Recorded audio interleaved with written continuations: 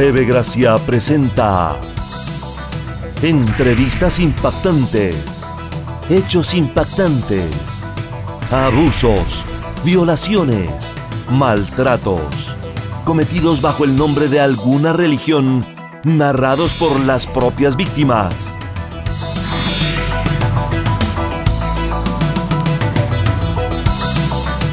Sea usted testigo aquí en Entrevistas Impactantes.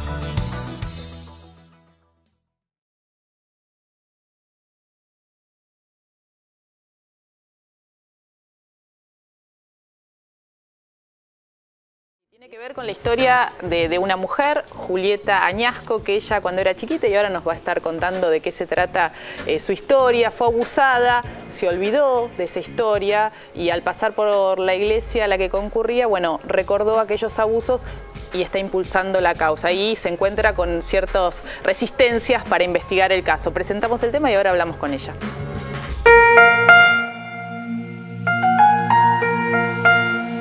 Llevas una vida en apariencia normal, hasta que un día, mientras pasás frente a la iglesia a la que ibas durante tu infancia, imágenes que durante décadas permanecieron dormidas te invaden y te angustian.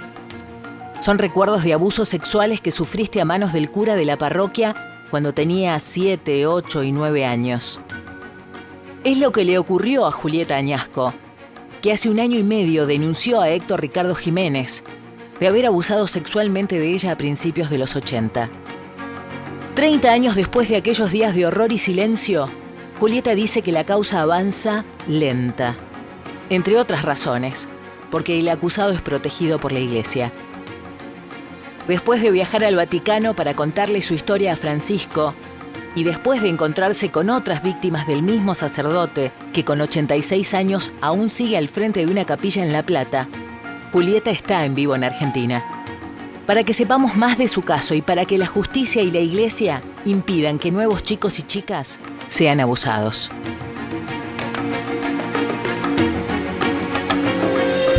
Gracias, Julieta, por venir. Y estamos también con Estefanía Gelso, que ella es su abogada, representa a un colectivo de abogadas y abogados populares que se llama La Ciega. Muchas gracias por venir. Nos conocemos hace 1 año y pico cuando te acordaste de aquellos abusos al pasar por la iglesia de Citibel, ¿no? Sí. ¿Cómo fue ese proceso? Y muy doloroso, la verdad, no estaba en mis planes. Pasé por casualidad por ahí y bueno, fue como un proceso que se fue dando de a poco. Yo no sabía que estaba entrando en la primera crisis visible para mí, ¿no? Ya había tenido otras, pero como yo no sabía de qué se trataba. Y bueno, así que a partir de ahí comencé como a recordar, yo digo como que recuperar la memoria. Y empecé a recordar los abusos de este hombre. Y bueno, inmediatamente a hacer un trabajo de investigación y ponerme en contacto con otras víctimas y un poco a armar este rompecabezas, ¿no? ¿Recordá cómo ocurrían, en qué contexto se daban estas situaciones? En mi caso particular, él, mediante unos campamentos que lo organizaba a través de la iglesia, pero sé que también él era el profesor de catecismo en el colegio, porque estaba en la iglesia y en el colegio, ¿no? Entonces me han dicho otras personas que él abusaba en el momento de la confesión, cuando preparaba a los niños para la comunión, y era el mismo método. O sea, nosotros, bueno, en los campamentos usaba el momento de la confesión o cuando nos bañaba en las duchas. No habían duchas, eran carpas duchas, y si no, mientras dormíamos también. O sea, a mí lo que más me entristece y me duele es el tema de la confesión, ¿no? Eso del secreto de confesión, creo que es lo más doloroso. Tremendo. Y en aquel momento vos tenías 7, 8, 9, 10 años más o menos. ¿Pudiste hablarlo? No. Creo que para un niño es muy difícil contar el tema del abuso, no lo puede poner en palabras. Claro. Yo pude a los 18, pero como que en ese momento no se habló mucho del tema. Mis padres fueron a averiguar, a ver si podíamos denunciar, y ya estaba prescripta y la causa.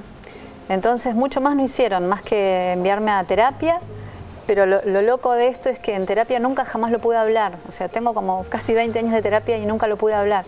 Ni con mis amigos, ni con mis parejas, nadie. O sea, nunca, como que lo bloqueé, eso. Y ahora lo pudiste recuperar de tu memoria, poner en palabras y encontraste otras víctimas. Sí. Bueno, ya te digo, yo estuve buscando y después de que hablamos por teléfono el año pasado, después de los scratches, aparecieron víctimas que son mujeres de 50 años aproximadamente.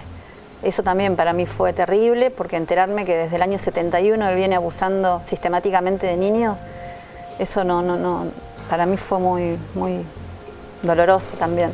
Cuando vos eras chica con tus compañeras, ¿sabía que pasaba lo mismo o no se charla tampoco entre ustedes? ¿Era algo normal tal vez para ustedes que él entrara mientras se duchaban? Sí, claro, era normal. Entendían que era normal. Claro, y creo que en ese momento algunas como que nos llamaba la atención, porque si nosotras éramos nenas de 7 años, nos bañaban chicas más grandes de 15, 16, ¿por qué él tenía que hacerlo? Sí. Y esas chicas de 15 o 16 tampoco pudieron decirle no, o sea... Son las señoras de 50 que ahora encontraste, capaz, ¿no? Capaz, él era la autoridad y no se podía... Con todo lo que significa, digo, el contexto de un niño o una niña que es abusado, siempre es alguien de su confianza, alguien que uno le tiene respeto, alguien a quienes sus padres los dejan para ser cuidados, ¿no? Entonces, por eso es la dificultad de increpar o desautorizar esa autoridad, contando cosas tan tremendas que se van naturalizando, porque el abuso tiene esa característica, ¿no? Uno duda si está bien, si está mal, le incomoda, no le gusta. Por eso es tan importante hablarlo, ¿no? Denunciarlo, y es la perversidad que tiene el propio delito. Y vos, Estefanía, acompañando esta lucha de Julieta, que se abrió una causa, encontraste que había otras causas donde había sido investigado este cura, que incluso hasta fue condenado. Sí, en realidad va a una retrospectiva un poquito de cómo nos conocimos con Julieta. Yo pertenezco a un colectivo de abogados y abogadas populares que se llama La Ciega.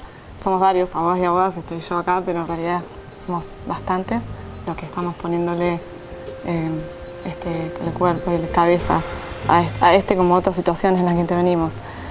Nos conocimos en la oportunidad de un scratch que se le hizo, digo, porque como herramienta previa a la judicialización, este tipo de delitos que en verdad están prescriptos, pero ahora voy a explicar un poquito después que no sería tan así.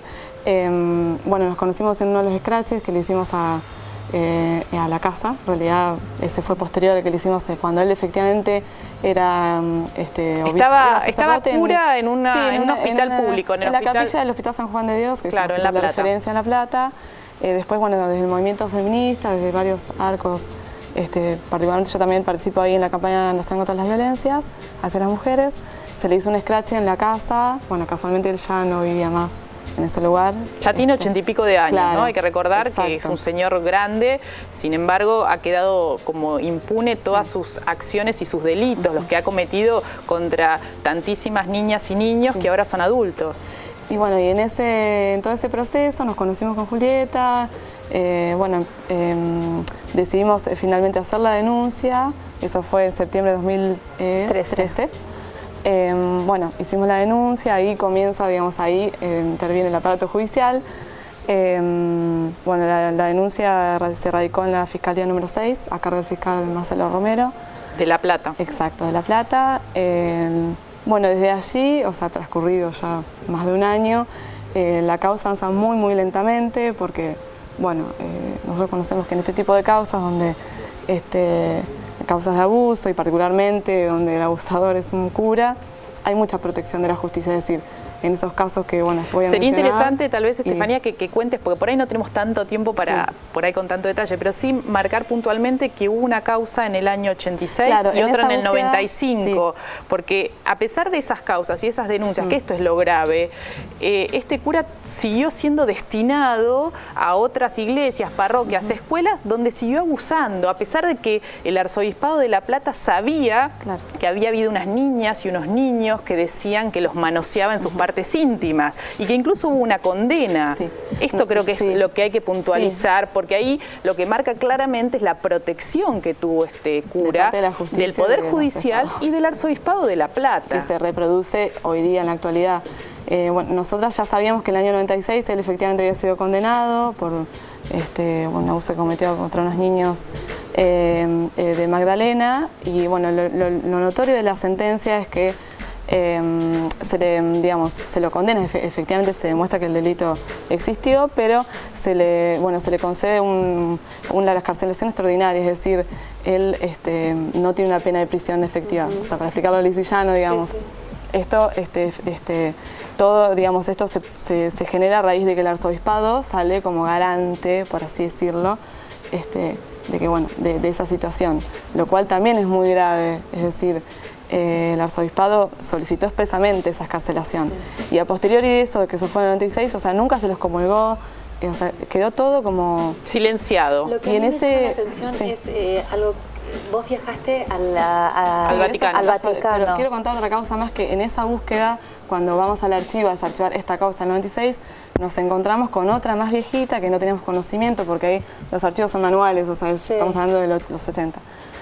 Donde él nuevamente ha sido denunciado por abuso de unas niñas, y en este caso se lo absuelve, pero los fundamentos de la sentencia son realmente tremendos. Nivel adultocéntrico, con mucha misoginia, porque los jueces establecen que en realidad el relato de las niñas no es suficiente para acreditar el bien tutelado.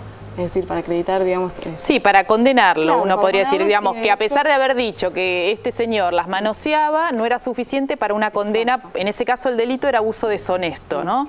Esto también es muy grave, porque es como separaba en ese momento, estamos hablando de la década del 80, frente a un delito como el abuso sexual. Creo que en eso hemos avanzado, aunque hay muchas dificultades también para escuchar a las víctimas, niños y niñas. Y también ha habido un cambio en los últimos años que tiene que ver con lo que se conoce como la ley Piazza, ¿no? Que en el año 2011, si no recuerdo mal, a partir del movimiento que genera el diseñador, el modisto Roberto Piazza, los delitos de abuso sexual, la prescripción del delito empieza a correr a partir de los 18 años de la víctima. Y esto genera un cambio muy importante, porque, como decíamos al principio, cuando uno es niña o es niño, y si el abusador fue su padre, su tío, su abuelo o el cura, es muy difícil ponerlo en palabras y llevar la denuncia adelante. Tener una escucha cercana de la familia que nos permita tener el coraje, la fuerza para hacerlo.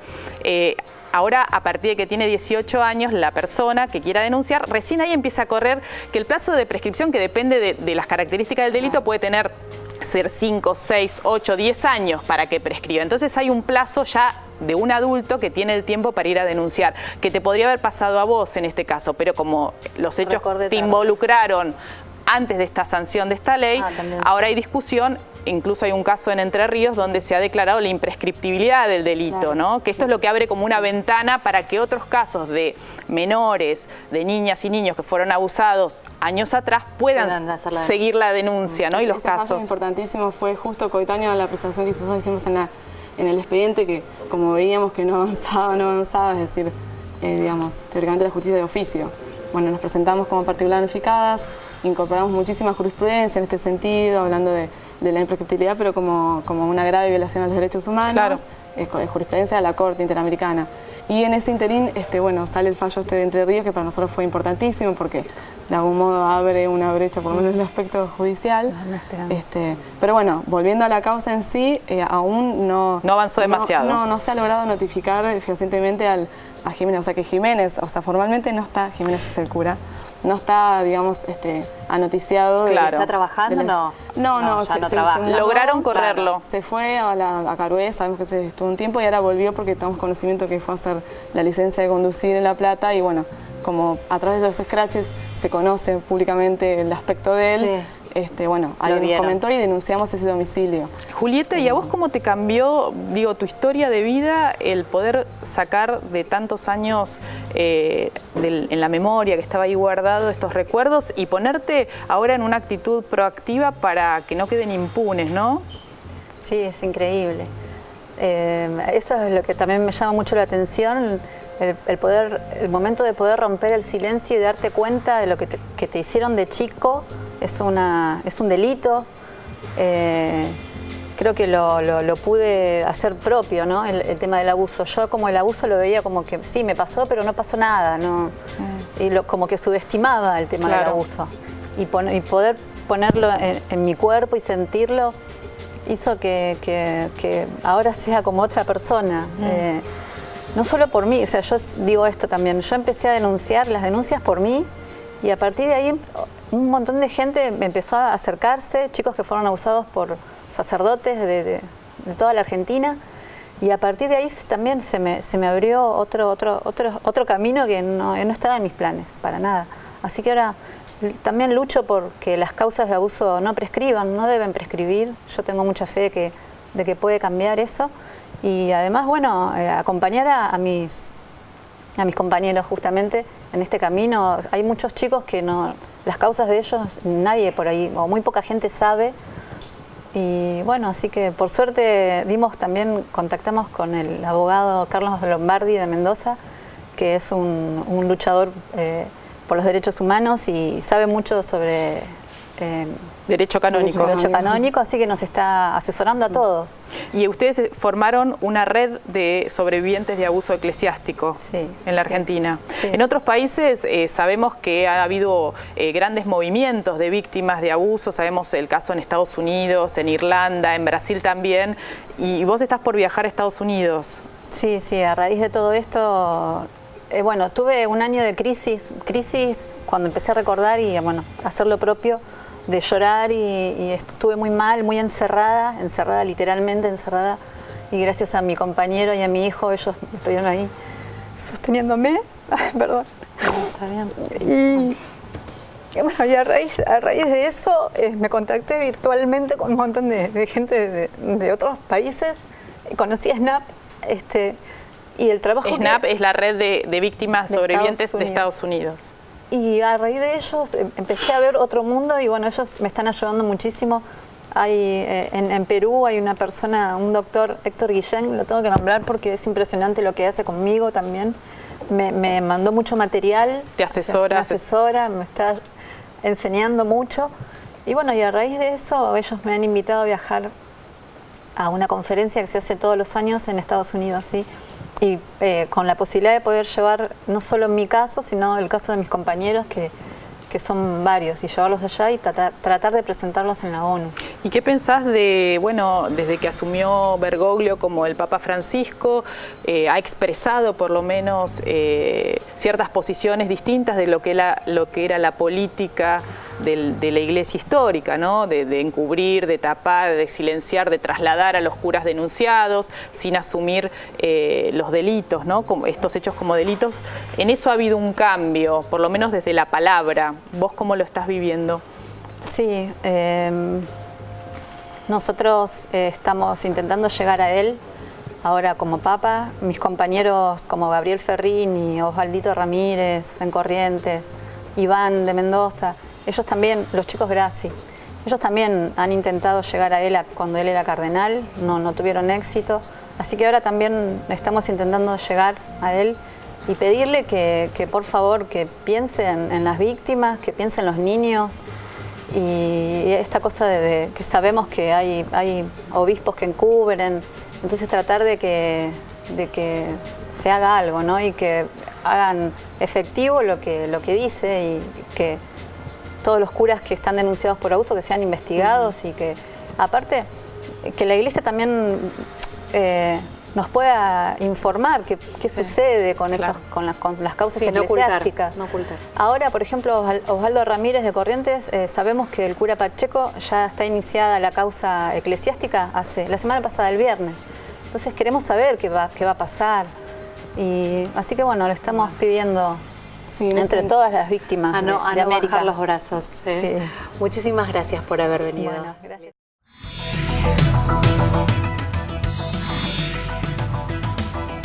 TV Gracia presentó Entrevistas Impactantes. Recibimos que usted despierta del engaño de la religión y comienza desde hoy a crecer en la gracia de Jesucristo. Para más información, visite o escríbanos a le declaramos bendecido con toda bendición.